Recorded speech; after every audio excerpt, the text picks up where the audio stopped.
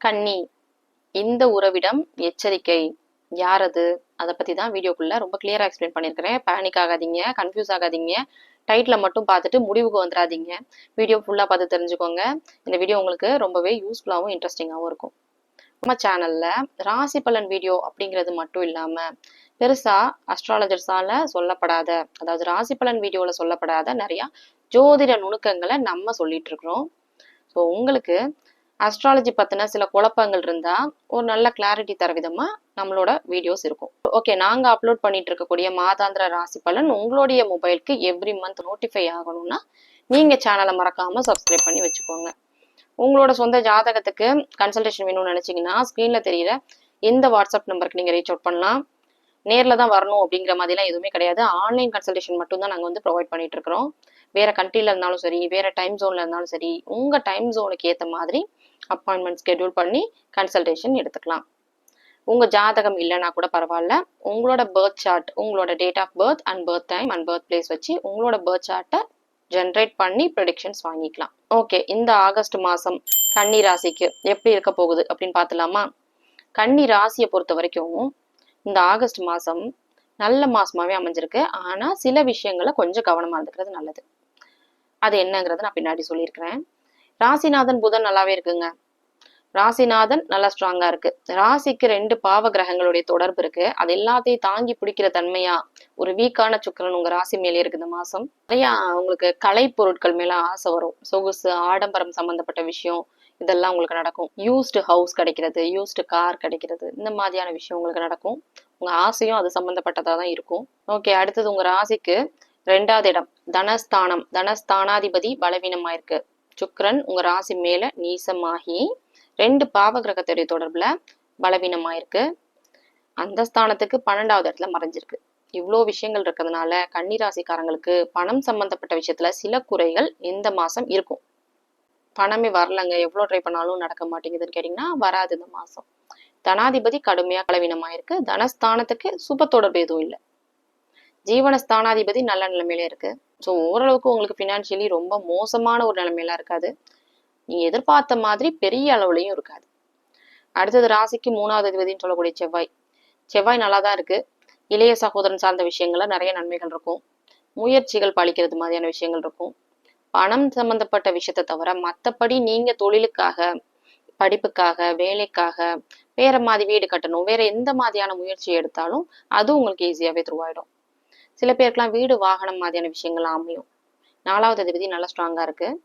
Land சம்பந்தப்பட்ட விஷயம் கூட நடக்கும். ரியல் எஸ்டேட் ப்ரொஃபஷன்ல இருக்கிறவங்களுக்குலாம் பாத்தீங்கன்னா கன்னிராசிக்காரங்களுக்கு அடுத்தடுத்த மாசம் செவ்வாய் நல்ல நிலைமையில இருக்கிறதுனால ரியல் எஸ்டேட்ல நல்ல விஷயங்களை எதிர்பார்க்கலாம்.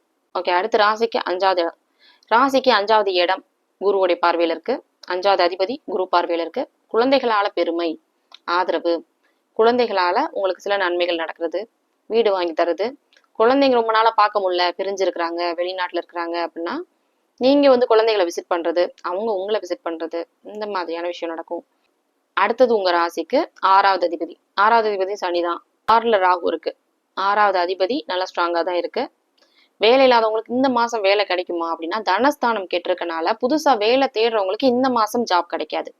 அப்படியே ஜாப் கிடைச்சாலும் ஆஃபர் வந்து லேட் ஆகுறது கொடுக்கறதுக்கு, ஹெச்ஆர் சைட்ல இருந்து ஆஃபர் ரிலீஸ் பண்றதுக்கு லேட் பண்றது, ஜாயினிங் டேட் தள்ளி போறது, இந்த மாதிரியான விஷயங்கள் இருக்கும். ஏன்னா தனஸ்தானம் கெட்டிருக்கு இல்லையா, தனாதிபதி கெட்டிருக்கு இல்லையா, பணம் வரணும்ல, வேலையில ஜாயின் பண்ணிட்டீங்கன்னா உடனே உங்களுக்கு பணம் வந்துடும்ல. ஸோ கொஞ்சம் தள்ளி போறதுக்கான ரீசன் இதுதான். செப்டம்பர் மாசம் ரொம்பவே நல்லா இருக்கும். ஆல்ரெடி வேலையில இருக்கிறவங்களுக்கு கூட ஏதோ ஸ்லைட்டா டிஸ்டர்ப் ஆகுறது, எதிர்பார்த்த ப்ரொமோஷன் தள்ளி போறது, இப்படி நடக்குங்க. அடுத்தது ராசிக்கு 7வது அதிபதி குரு. 7வது அதிபதி நல்லா ஸ்ட்ராங் ஆயிடுச்சு. மனைவியால ஆதரவு, கணவனால ஆதரவு, ஸோ கணவன் மனைவி உறவுக்காரங்களால சில நன்மைகள் நடக்கிறது, இதெல்லாம் இருக்கும். அடுத்தது ராசிக்கு 8வது அதிபதி செவ்வாய். 8வது அதிபதி அடுத்து தொடர்ந்து பார்த்தீங்கன்னா சுப தொடர்போட இருக்கு. வெளிநாட்டில் இருக்கக்கூடிய கன்னிராசிக்காரங்களுக்கு வெளிநாட்டு வாழ்க்கை தொடரும். ஆனாலும் இந்த ஆகஸ்ட் செப்டம்பர் மாசம் டெம்பரரி விசிட் இருக்கும் உங்களுடைய நேட்டிவ் பிளேஸ்க்கு. அடுத்தது ராசிக்கு 9வது அதிபதி சுக்கிரன். இதுதான் நான் தமிழ்ல சொன்ன அந்த விஷயம். 9வது அதிபதி தகப்பனை குறிக்கக்கூடிய ஸ்தானாதிபதி பலவீனமாயிருக்கு. கடுமையான வகையில கெட்டு போயிருக்கு. அப்பா விஷயத்துல கொஞ்சம் கவனமா இருந்துக்கணும். அப்பாவுடைய உடல்நிலை கெட்டுறது, அப்பாவோட பிரச்சனை வர்றது, அப்பாவுக்கும் உங்களுக்கும் ஏதோ கருத்து வேறுபாடு, சண்டை மாதிரியான விஷயம், இதெல்லாம் நடக்கும். ஸோ இந்த விஷயத்துல கொஞ்சம் கவனமா இருந்துக்கிறது நல்லது. அப்பாவுடைய ஹெல்த்ல ரொம்ப கவனம் தேவை. சில பேர்லாம் பாத்தீங்கன்னா வெளிநாட்டு ஸ்தானம் நல்லா இருக்கிறதுனால அப்பாவை பிரிஞ்சு படிப்புக்காகவோ வேலைக்காகவோ வெளிநாடு போறது, இந்த மாதிரியான பிரிவை கூட அது கொடுக்கலாம். ஸோ இதுதான் தமிழ்ல சொன்ன அந்த விஷயம். அடுத்தது உங்க ராசிக்கு 10வது அதிபதினு சொல்லக்கூடிய புதன். புதன் நல்ல நிலைமையில தான் இருக்கு. தொழில்ல பெரிய அளவுல நீங்க எதிர்பார்த்த அளவுக்கு லாபம் இல்லைன்னா கூட ஓரளவுக்கு மீடியமா போயிட்டு இருக்கும். 11வது அதிபதி, 11வது இடத்துல குரு இருக்கு. மூத்த சகோதரனால ஆதாயம், மூத்த சகோதரனால உதவி, எதிர்பாராத தன லாபம், இதெல்லாம் நடக்கும். 12வது அதிபதி சூரியன். சூரியனும் நல்ல நிலைமையில தான் இருக்கு. சூரியன் பாத்தீங்கன்னா குருவோட இணைவுல இருக்கும். அடுத்த மாசம் எல்லாம் பாத்தீங்கன்னா ஆட்சி நிலையை அடைஞ்சிரும். ஸோ வெளிநாடு சம்பந்தப்பட்ட விஷயங்கள நிறைய நன்மைகள் இருக்கும். படிச்சுட்டு இருக்கக்கூடிய ஸ்டூடெண்ட்ஸ்க்குலாம் பாத்தீங்கன்னா வெளிநாட்டுல நிறைய பூக்கள் கிடைக்கிறது, இந்த மாதிரியானது. ஓகே, இப்ப நான் சொல்லிட்டு இருக்கிறதெல்லாம் பாத்தீங்கன்னா கோச்சார பலன்கள் தான். உங்க சொந்த ஜாதகத்தை பொறுத்து மாறுபடும். நிறைய நீங்க சொல்றீங்கங்க எங்களுக்கு எதுவுமே நடக்கல, ரொம்ப மோசமா போகுது அப்படிலாம் நீங்க சொன்னீங்கன்னா உங்க ஜாதகத்துல ஏதோ தப்பான தசாபுத்தி போயிட்டு இருக்கு. தசாபுத்தினா என்ன அப்படின்னு நிறைய பேருக்கு ஒரு ஐடியாவே இருக்காது இல்லையா? நம்ம சேனலை பார்த்துட்டு இருக்கக்கூடிய நம்மளோட சப்ஸ்கிரைபர்ஸ்க்கு தெரியும். நிறைய பேர் புதுசா பாக்குறவங்களுக்கு தெரியாது. நான் உங்களுக்காக சொல்லிடுறேன். தசாபுத்தி அப்படின்னு ஒரு விஷயம் இருக்கு. லக்னம் அப்படின்னு ஒரு விஷயம் இருக்கு. உங்க ஜாதகத்தை வச்சு நம்ம அதை சொல்லுவோம். சரியா? நீங்க எந்த டைம் பிறக்குறீங்களோ அந்த டைம் உதயமாகக்கூடிய லக்னம், அதுதான் வந்து உங்களுடைய லக்னமா வரும், பிறந்த லக்னம். உங்க லக்னத்துக்கு எதிரி கிரகத்துடைய தசை நடக்குதுன்னா அது அவயோக கிரகம், அவயோக தசை. லக்னத்துக்கு நட்பு கிரகத்துடைய தசை நடக்குதுன்னா அது உங்களுக்கு யோக தசை. ஓகேவா? யோகாதிபதியா தான் இருக்கும். ஆனா கோச்சாரத்துல மேல ராசி மண்டலத்துல கெட்டு போயிருக்கும். யோக தசை தான் ஆனாலும் வேலை செய்யல அப்படின்னு சொல்லுவீங்க. அதே மாதிரி இன்னொரு விஷயம் சொல்லுவாங்க, யோக தசை தான் நடக்கும் ஆனா அது கடுமையான பாவத்தன்மையோடு இருக்கும். சனி செவ்வாய் ராகுவோட இணைவுல இருக்கும்.